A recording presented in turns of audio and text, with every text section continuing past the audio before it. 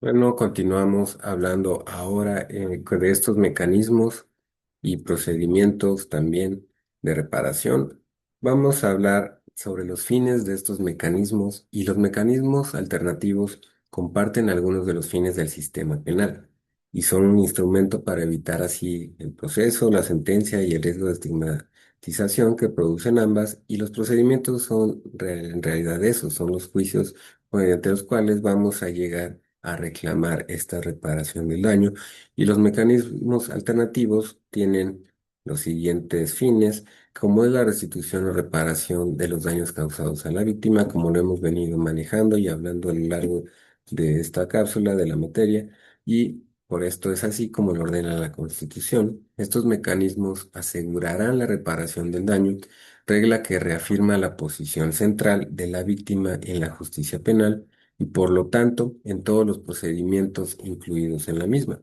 Al establecer este fin para los mecanismos alternativos basados, como hemos dicho antes, en el principio de autonomía, la Constitución hace explícita la prioridad en la solución del conflicto generado por el delito, del interés de la víctima sobre aquel que el Estado pudiera tener por la persecución y juzgamiento del delincuente, y estos deben ser medios para satisfacer adecuadamente aquel. Asimismo, se busca que con dicha garantía y la amplia participación de la víctima en el procedimiento, en el que debe ser tratada de manera respetuosa y justa y ser escuchada, recupere las pérdidas que el delito le provocó, la dignidad, la seguridad, así como la tranquilidad. Y esto quiere decir que se trata de que la víctima obtenga reparación del daño que le fue ocasionado y al mismo tiempo encuentre paz y confianza en la vida comunitaria. La acción de reparar por parte del imputado está orientada a la restitución y a la resocialización. También el acuerdo tiene también como fin hacer responsable al delincuente de su conducta y no puede ser de otra manera en los procedimientos incluidos en la justicia penal. Los mecanismos alternativos deben desarrollarse de tal forma que el imputado comprenda en virtud de que se confronta con su acción y su víctima las consecuencias perjudiciales, materiales y morales de su conducta, tanto para esta como para la comunidad, y el valor de las normas vigentes en la sociedad. Fines que subrayan también la importancia de que dichos procesos restaurativos se verifiquen creando espacios participativos e interactivos entre imputado y la víctima. Al hacer que el imputado se sienta responsable de sus actos, también que se puede manifestar de diversas formas, por ejemplo, a través del arrepentimiento, y repara el daño por temor a sufrir sus consecuencias, y se reafirma así la vigencia del ordenamiento jurídico, puesto que se recupera la tranquilidad, satisfacción y confianza de la víctima, produciéndose los efectos de la prevención general positiva, que forma parte de los fines del sistema penal. Al sentirse resarcido del daño, la víctima u ofendido apreciará así que el orden normativo efectivamente se observa y se cumple. Así por esto nos dice Jiménez Salinas que es un acto reparador que implica no solamente la reparación de la víctima, sino también un acto de arrepentimiento del autor y con esto pasa a la interiorización, pero también significa que cuando el autor repara, acepta públicamente la vigencia de las normas delante de la comunidad y se reafirma la prevención general positiva. También los acuerdos tienen como objetivo la reintegración del delincuente a la sociedad, que junto con la víctima resulta dañada por el ilícito y se busca en este sentido una respuesta constructiva dirigida a la restauración de la relación entre delincuente y la víctima. Así también la reintegración de aquel a la sociedad, buscando que participe en la solución del conflicto que creó y no reincida en conductas delictivas. Esto representa la apertura de nuevas vías, diferentes al enjuiciamiento y a la pena,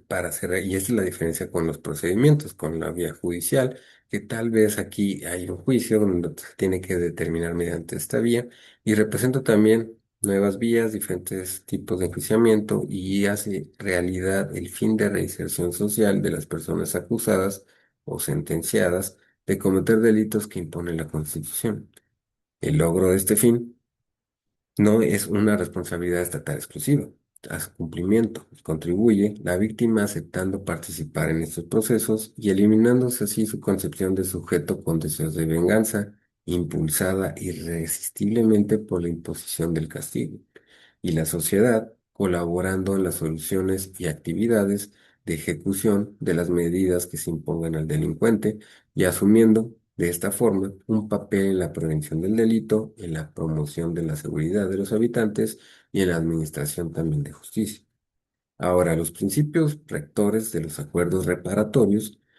tenemos que están sujetos a ciertos principios consagrados en varios de los códigos procesales y por eso tenemos la voluntariedad para estos rectores de los acuerdos preparatorios: voluntariedad, confidencialidad, flexibilidad, neutralidad, imparcialidad, equidad, legalidad y honestidad. Y podemos hablar brevemente sobre la voluntariedad y podemos decir que sobre la utilización de estos programas de justicia restaurativa en materia penal, no se debe coaccionar a la víctima ni al delincuente para que participen en procesos restaurativos o acepten resultados restaurativos, ni se les debe inducir a hacerlo por medios desleales.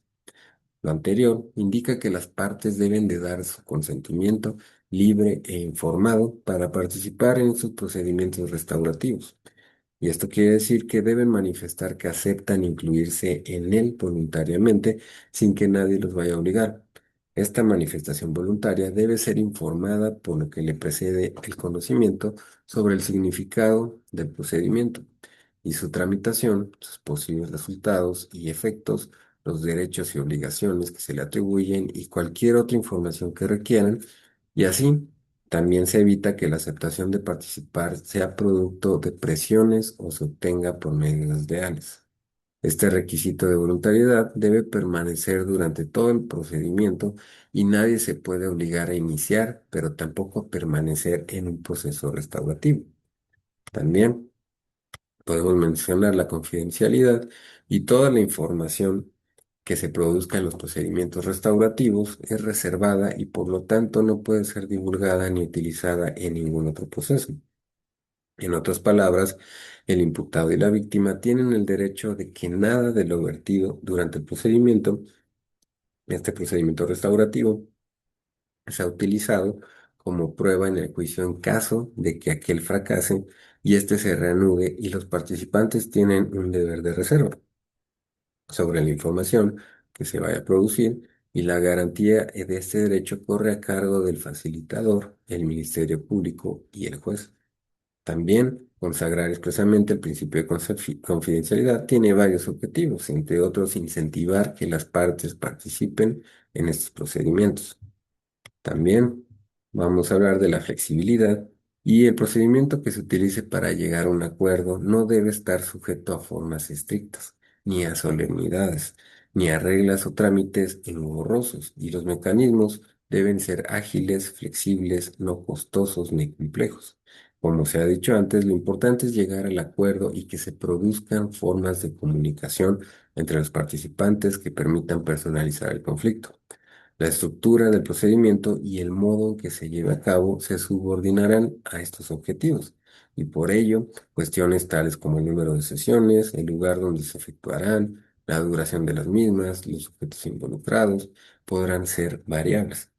Y en aquellas legislaciones en las que se han establecido plazos máximos de duración de procedimiento, estos no son rígidos y pueden extenderse si fuera necesario a juicio de quien lo realiza y dirige, y hay conformidad de las partes.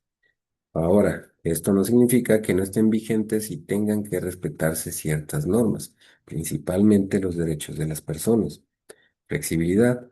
no significa violación de normas ni actuación sin límites. En otras palabras, la ausencia de formalidades no significa una ausencia de garantías. Como se ha dicho antes, estos procedimientos deben estar regulados en la ley y su aplicación efectuarse conforme a la misma. Y la recomendación del Consejo de Europa, por ejemplo, sobre mediación en materia criminal, nos dice que tiene un carácter menos formal que los procedimientos de justicia criminal, con el objeto de permitir una forma más personal y comprensiva de aproximación al conflicto, y estos procesos no pueden ni deben ser regulados en detalle. Sin embargo, hay derechos y salvaguardas procesales de los individuos en el proceso criminal que no pueden ser descartados en una sociedad gobernada por el Estado de Derecho. Hasta aquí vamos a concluir esta cápsula y vamos a continuar hablando todavía sobre estos mecanismos en la siguiente cápsula con la neutralidad.